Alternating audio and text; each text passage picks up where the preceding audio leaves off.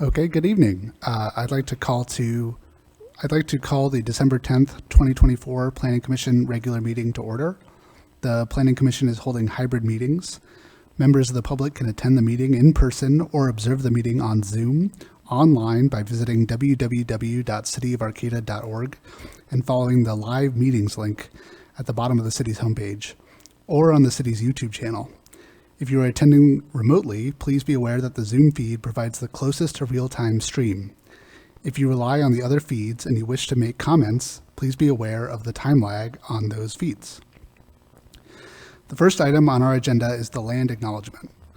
The City of Arcata acknowledges that the lands we are located on are the unceded ancestral lands of the Wiyot tribe. The land that Arcata rests on is known in the Wiyot language as Gudene, meaning over in the woods or among the redwoods. Past actions by local, state, and federal governments remove the Wiyot and other indigenous peoples from the land and threaten to destroy their cultural practices. The City of Arcata acknowledges the Wiyot community, their elders, both past and present, as well as future generations. This acknowledgement seeks to aid in dismantling the legacy narratives of settler colonialism. Staff, will you please call roll? Yeah, Commissioner Tagney? Here. Commissioner Lehman? Here. Commissioner Strickland? Here. Our newest commissioner, Commissioner Ham? Here. And Vice Chair Simmons. Here. And for the record, Chair Davies is out this week. And I will note that we are joined by Community Development Director David Loya and Deputy Director, I am blanking on your first name, I'm sorry. Jen Dart. Janet Dart, thank you. Okay, next we have oral communications. During this time, people may make comments about items that are not on the agenda. If you wish to speak on one of our agenda items, you will have an opportunity when we are discussing those items. If you have comments about items that are not listed on our agenda today, please line up now behind the lectern. If you're on Zoom and you wish to make comments on matters that are not on today's agenda, please raise your hand by selecting the raise hand icon on the right side of your screen, or by pressing *9 on your phone. The clerk will unmute you when it is your turn to speak. With that, I'd like to open public comment. Each speaker will have 3 minutes to comment during early oral communications. Feel free to state your name for the record. May we have the first speaker, please? Anyone online? Okay. With that, we will now move on to the consent calendar. We have one item on consent, which is to approve the Planning Commission meeting minutes, regular meeting minutes of November 12th, 2024. Would any commissioner like to pull this item? And I would actually like to pull this item.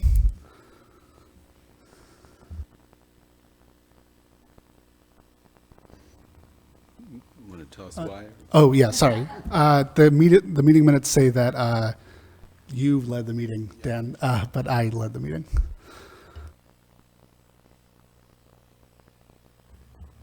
It mentions me as vice chair in that report a couple of times.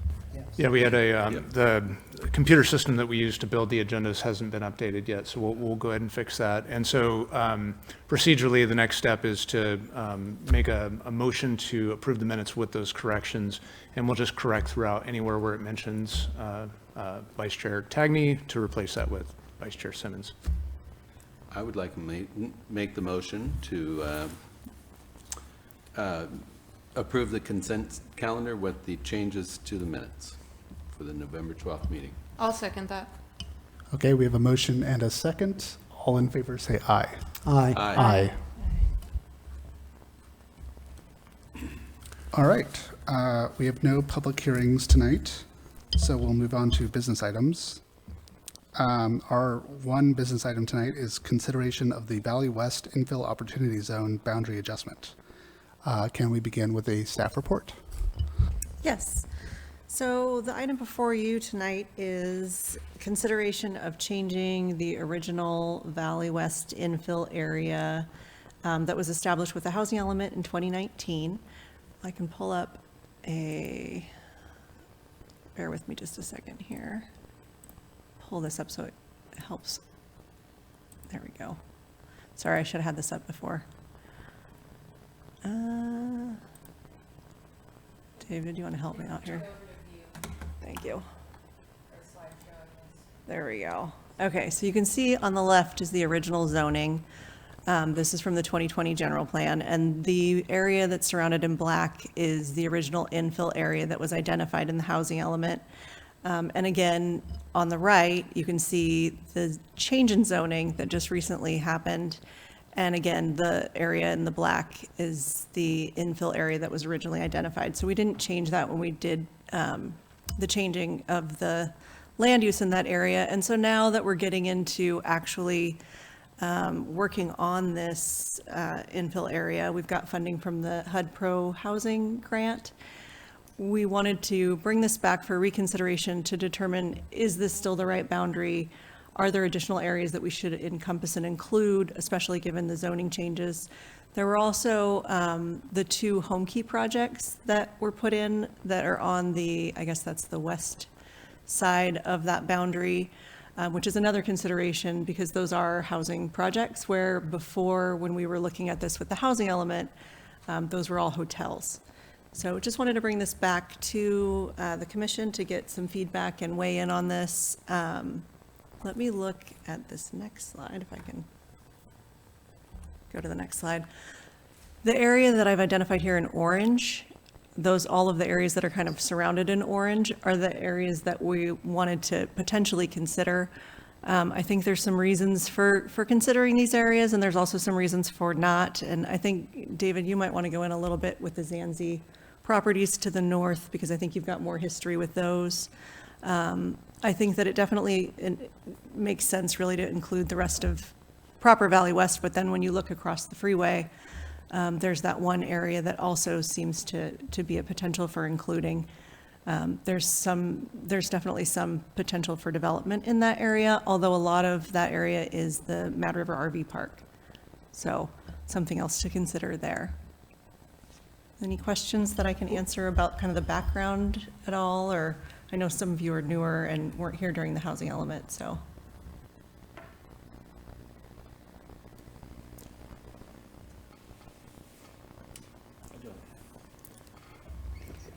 Do you and David have a suggestion as to what we should do? Yeah, so I think we've also got the GIS layer up that Jen can bring up, and we can look at these sites in more depth. One thing I just wanted to be clear, we went through a process to develop the infill opportunity zones, and so this is the very beginning of sort of the next process that we're going through. Some of you may recall that we modified the gateway area plan boundaries a couple times as we were going through and realizing like, oh, we really should take advantage of this parcel or that parcel.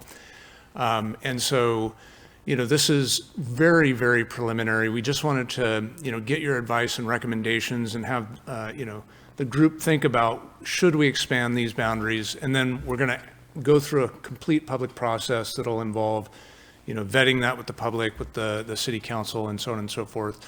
But, this might be a good way to, now that we've expanded the ability for these other parcels that are shown in the brownish color to accommodate housing, it seemed like a good opportunity to think about whether or not they should be in that expanded boundary for the infill opportunity zone. I do have a question now, then, if this is a good time. The very north portion of this map, in what is the Zanzi, but above the road there, why are those in light purple? And some of that is housing, isn't that correct? Isn't there a multi-family dwelling being built in that purple zone? There is, and it is, it's zoned light industrial, I believe is the zoning for those parcels. Yeah, and the reason why there's housing in the light industrial is because that was part of the Zanzi development agreement for those properties. There were certain properties that were identified for housing despite the underlying zoning. Can you identify where the housing's going? Yep, it's right here. And I think that, David, correct me, yeah, I think it's this parcel as well, these 2 parcels, kind of in the middle. So why isn't that portion included in the brown? When we went through the the redesignation process kind of towards the tail end of the general plan process and started including some of these properties that were originally other commercial designations, commercial general or commercial mixed or commercial central, and we collapsed them all into, you know, either commercial central or commercial mixed. We really were targeting, you know, for this particular site anyway, just the properties that were already in commercial. Some of that was done in consultation with the Zanzis. They have existing developments on the 2 parcels for the housing development that are already built out, and so, you know, those are, you know, for all intents and purposes, brand new, all said and done. And then they also have a landowner on the westerly 2 parcels that new landowner that has plans to develop them not for housing, and so. You know, so we didn't change the zoning on those because they were, you know, already being developed for the purpose that they were zoned for currently. Okay, I get it. And We did, however, pull in this, Far East one there. The Zanzis are considering, they still own that particular parcel and they're considering developing housing on it. And so they asked to change that one to commercial mixed. And what's the blue one? That's a city parcel. It's public facilities. It's part of the Carlson Park complex. As a matter of fact, I strongly encourage everyone to go out and check that parcel out because we just installed a killer meaning good, killer in the 80s version of like radical playground there. And then the pickleball courts are out there and there's a new trail. So you should definitely go visit that area if you haven't been. I'm generally curious about, you know, there's a lot of industrial light like across the 299 over there that's, I think, formerly used for cannabis, but pretty open and available. I am curious, has there been any discussion around allowing some sort of like mixed housing in that kind of zoning? Maybe like live work or just, you know, some kind of alternate to allow some kind of more use in those, what I'm considering maybe underutilized open or more open sites. Yeah, we can you zoom way out and show the whole city.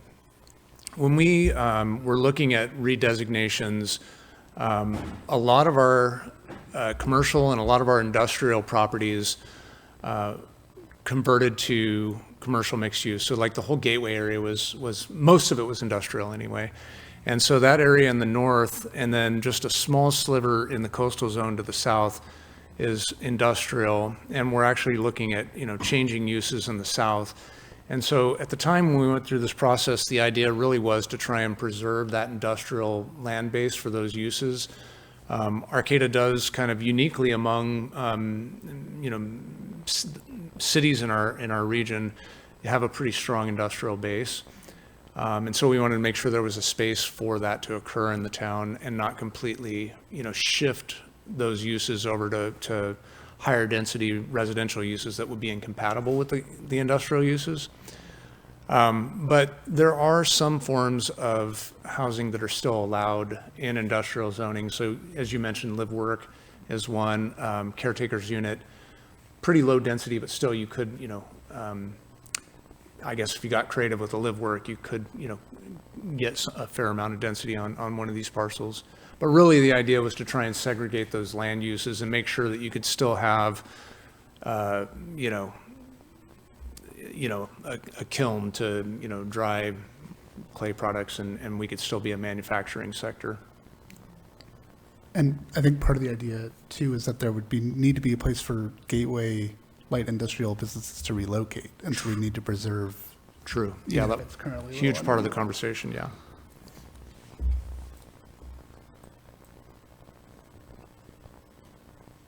Anyone else have questions or thoughts? Well, it seems like we should just be discussing these then kind of section by section, right? So we discussed the Zanzi portion a little bit. Right across where the home key projects have occurred, we still do have some hotels in that stretch, right? And are there any other uses in that? There's, let's see if I can point it out. Yeah, I can turn off the zoning. Let's see. There's a medical office, or maybe it was a former medical office. I'm not sure if it's an existing medical office. And then there's a vacant site and another like office building. So there are some of those. I'll turn off this. And so the discussion is whether or not commercial mixed is an improvement on what they have now for zoning. Yes. All right, and can you tell us some advantages, one way or the other? Well, this would give, I mean, as far as including them in the infill area, it would just give them more opportunities for development, especially if they were wanting to develop housing. Just more that they could do with their property than they could with just the commercial mixed zoning. Make it a little easier, is the idea. Yeah, I think one criteria I think about when I'm looking at these properties is, is there the potential for redevelopment, or the other question is, do you have a lot of vacant land that could be stimulated by being included in an infill opportunity zone? The difference between being in and being out is that, we will have these objective design standard based codes, form-based codes, similar to the one we just adopted for the gateway, but, designed with this neighborhood in mind, with that ministerial pathway towards higher density development. And so, if an area is, really built out and it, isn't going to help that area to include it, and may actually harm that area, because you'll then, start creating those conflicts between existing development and proposed new development. Is that really the right approach, or, is there enough opportunity there for us to take advantage of it? So with that said, if we jump across 101, it seems as though there's no land over there that's not highly utilized, and very specifically, I guess with the exception of maybe at where Sequoia Gas is, it seems a little underutilized down in there, and what Franklin's Automotive. But the big RV park would be very incompatible with any kind of housing scenario, right? And then we have, what is that, BLM's back in there, and Fish and Wildlife, something like that. Yep. And then the California Welcome Center. That's not going to change, for sure.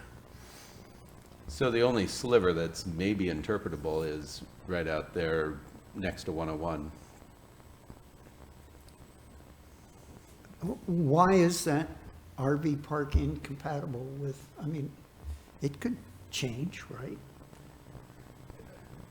I guess it could change. It's hard I mean, to it's- imagine. I don't know. I don't see that RV parks are, I mean, it looks highly utilized and robust, but I don't know.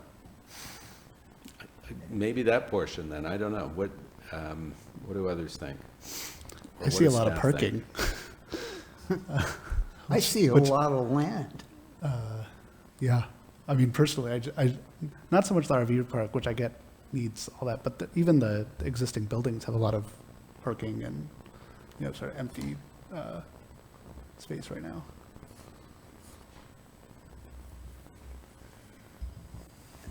I think I'm curious to understand, like, what, if it is, like, designated for infill, what would be the disadvantage, like, of including in the boundary?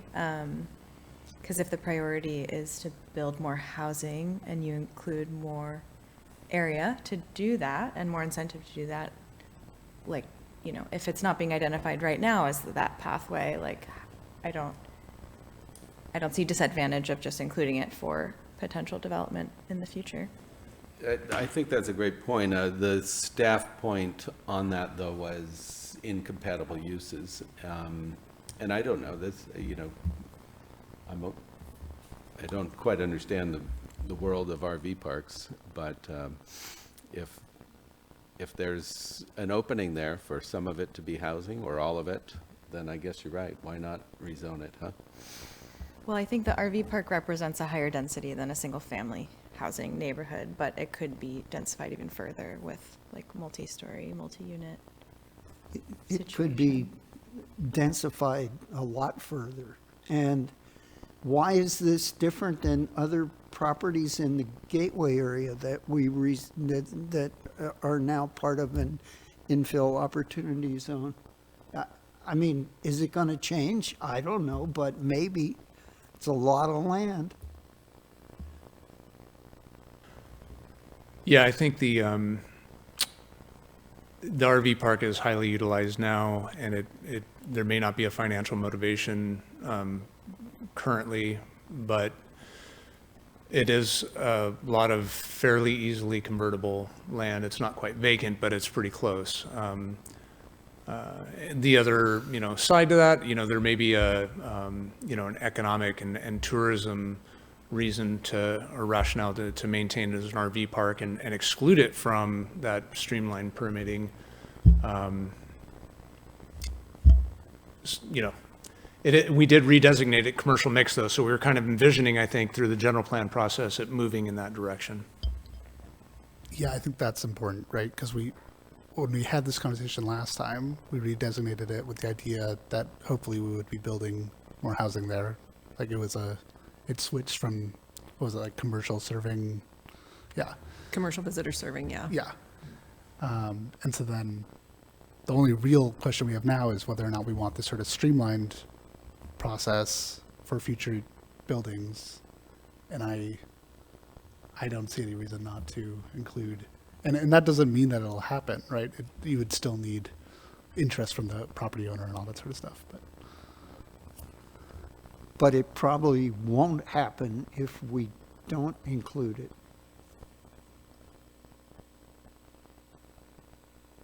Yeah, and just a quick reminder that the Housing Accountability Act and several other bills have really strengthened the alternatives for private landowners and developers to be able to build housing if it's allowed on a site. And so with the commercial mixed, housing is allowed as a standalone use. That's kind of the direction we've been going. We haven't updated the zoning ordinance to reflect that, but that's what it says in the general plan. And so they still would have streamlined processes, even if they weren't included in an infill opportunity zone.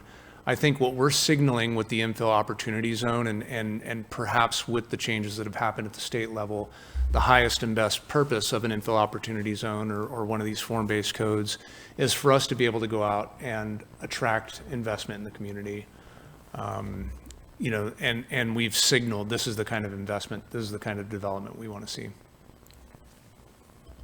Abby, I want to make sure you have a chance to weigh in on this. Yeah, I mean, just thinking about the area that we're talking about with the RV park, is there could we consider that is there a transit hub over there? Because when I think about people leaving there maybe on foot or on bike, it is kind of dangerous getting over, going through those roundabouts and then ending up in Valley West where you have the commercial hub. So I maybe Street View would help me out, but are there sidewalks? Is that has that transportation area actually been built out yet? Maybe it will in the future and more housing would encourage that, but. Abby, I ride a bike there a lot, and it's pretty safe compared to other areas in the city. It may not look that way, but I feel pretty secure riding there as compared to riding on Alliance Road, for example.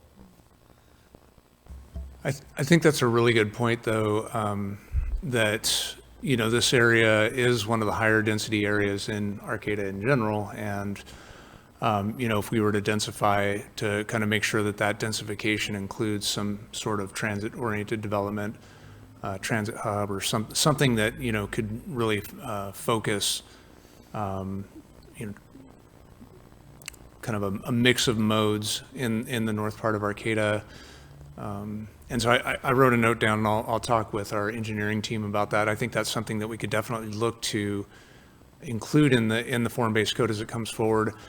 And then just as sort of a side note, we do part of the Reconnecting Arcata funding that we're working with Caltrans on, that the city was awarded, is to address connectivity with the Valley West area and the rest of Arcata.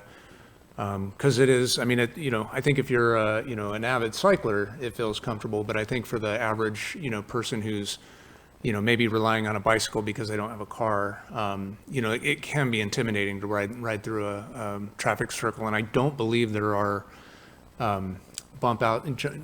I'm getting, head shakes. No, there are not. There's no way to jump off the traffic circle. You're riding through it if you're going down that way. So, those kinds of improvements I think we can, program into, either this Reconnecting Arcata, or we can, as we did with the Gateway Area Plan, there's a lot of transportation improvements identified in that plan to, to address the higher density. In fact, I remember pointing out to our consultant, like real early on, like, what the heck, like 3/4 of this document, I'm exaggerating, is transportation. This is supposed to be a, housing document, an economic development document. And they calmed me down and made me see the truth is that, there's a huge connection between, transportation and density. And so that's, I envision a similar kind of thing. It won't just be like, what are the buildings going to look like in this area? We'll actually have, improved and enhanced transit options and other alternatives.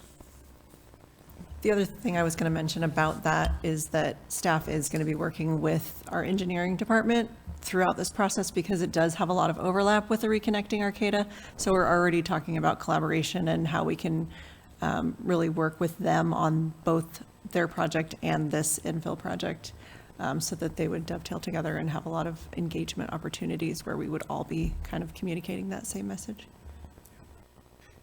Does the infill zone need to be contiguous or not? I don't believe so. I think that we're all one city, and the whole idea at this point is that we're going to do as much as we can to make sure that we're connected regardless of the 101 driving right through the middle of our city. I think that a lot of people, what we've heard from a lot of community members who live over here is they do feel that they live in Valley West. And so just isolating this section here in the middle as Valley West, a lot of kind of those ancillary neighborhoods, the neighborhoods that are just maybe not directly in Valley West, do feel like that's maybe where they go shopping, that's where they go for dinners and things like that. And so they just feel like that's their community too.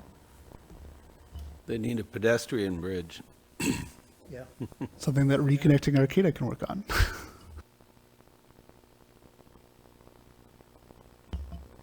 The second point would be, I think maybe just temperature check, all of us would be supportive of the section of parcels just east of the 101 there, and then west of the existing infill opportunity zone. I feel like we've discussed it previously, and so I think it might be safe to say we'd all be supportive of that section. Cool. Okay, before we get too far down this road, I do want to open it up for public comment in case anyone is waiting online. No? All right. Do I still open it for public comment even if there's no one in attendance? Okay. Just making sure I'm running the meeting well. Okay. Well, so are there any areas left that we haven't gotten to? Did we want to talk about this at all, or are we, I don't think that staff had a really strong recommendation about this. I think that there were some reasons not to include it, but just again, to weigh in on that from your guys' perspective. What are the reasons not to include it? I guess, in part just because it's pretty built out already with a lot of brand new buildings. The Mad River Business Park was approved, like 10 years ago, I think now. And all the parcels either have a planned development on them or are built out now. And so, there's not a whole lot of redevelopment there that I see, but we could also, just include it. I mean, these documents sometimes live on for much longer than you anticipate them living on for. And in, 30 years, maybe there's, reason to redevelop them at that time. So the way it's zoned right now, housing would not be allowed on these front parcels, is that correct? Housing would be, they're mixed use. So the commercial mixed, all it would do is include it in the ministerial process and perhaps a little easier permit process. Yeah, it would define the development parameters, and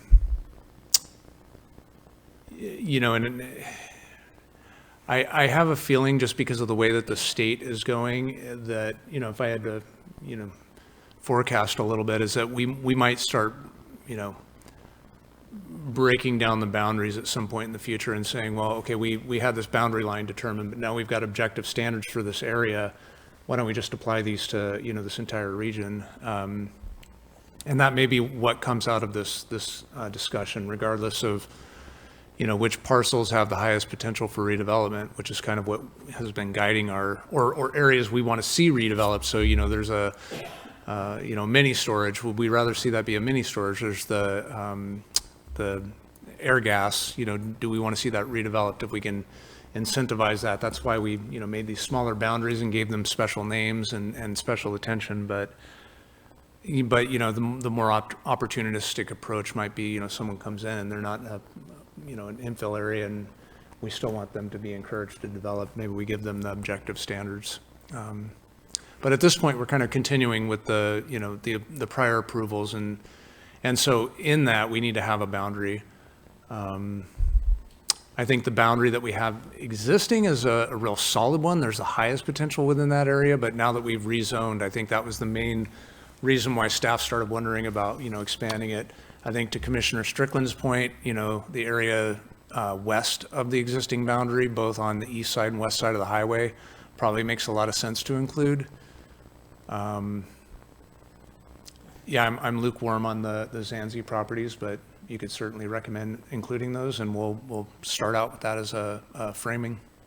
Is there any disadvantage to adding more area? Like, I guess it creates more work during the process of creating the form-based code and thinking about, mobility and all that kind of stuff, just because there's more areas that you're considering. But I guess I'm looking for a downside that I'm not finding. I agree with Matt. I don't see the downside. I don't really see a downside on it either. And it is attached, it's not like it's completely in a different location or something like that. All of the work that we're going to do would be in this area, and the zoning matches. It just seems like it would make sense. David mentioned Carlson Park, and I think encouraging more housing production right next to a really nice new park that we built is a good goal for the city to have. Can you tell me, are all the Zanzi parcels, except for the one you previously mentioned, which I think is in the upper right corner, are the others sold or in some kind of contract or plan? I would say yes, sold, in contract, or in plans. So there's a mix, I think, on all of the properties at this point. That's great to hear. Okay. Do we want to make a recommendation to staff on this to include basically all of the commercial mixed zoned area within Valley West in this infill opportunity zone? Do we want to extend it to include, those properties? I think so, is the answer. Yeah. Yeah. Any objections to that? Okay. I don't think you need a formal vote from us, right? This is just... No, just needed a recommendation, wanted to kind of get staff had just been discussing it internally and wanted to get kind of a check on where we were leaning. Just get your guys' thoughts on it at this point. Thank you. I have a quick question. So this is going to go to the city council and they'll get to review our recommendation and then have the ultimate say essentially. Yes, it's going to go through a whole public process too. So we're going to be, the HUD Pro Housing Grant has funding for this infill area. So we'll be doing a lot of engagement, a lot of discussion, and it will go to city council for their recommendation as well. And then after that, it would be formally adopted, Yes. if it makes it through all those hoops? Yep. And is this over the next year or so, or what are we? Probably talking? the next year and a half. We're working on the scope right now for hiring a consultant, and we're going through the setup phase of the grant. So that takes a little bit of time, but yeah, I would say over the next year, and it'll be coming back. You'll be seeing it again. Is there a new form-based code that's going to be developed for this area that's different than the Gateway Code? Yeah, we've discussed form-based code and objective design standard. So yes, there will be a new code for this area. But you don't have to start from scratch, right? No, we do not. All right. Well, you have our recommendation. I guess that means we move on to correspondence and communications. Do any planning commission members have correspondence or communications? Does staff? I do have one thing I just wanted to share, that the Valley West Community Center survey is out, and if you can share that widely with any members that you know, any community members that you know, we're trying to get feedback on a community center for this area, so we're working on that plan right now. So that's out on the website. Great, thank you. Yeah. Oh, go ahead. Do we have any applications for the open seat? Is it formally announced and available now, or? For the planning commission? Yeah. Yeah, we do have one application for planning commission, and the city council's first review is anticipated on January 15th, excuse me. The other bit of information I wanted to share is that at 3 p.m. this Thursday, 12/12, the city council will hold a special meeting to swear in the new members, the existing members who were elected again. And so that'll happen here at City Hall. Great. All right. There being no further business, this meeting is adjourned.